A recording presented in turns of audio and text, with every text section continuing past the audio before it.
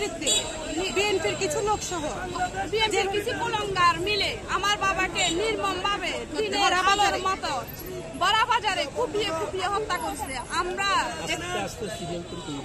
আমরা এখানে সবাই হাজার হাজার মানুষ একত্রিত হয়েছি।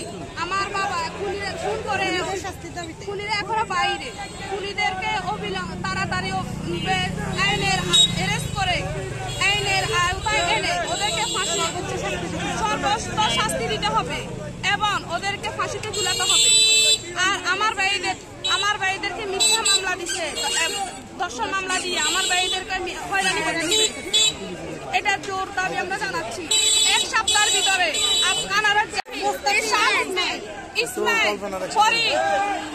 এদেরকে যদি আইনের প্রশাসন না আনে আমরা কৃষি অফিস ঘেরাও করবো।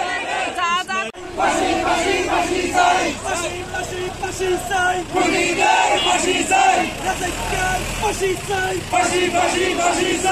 খুন হয়েছেন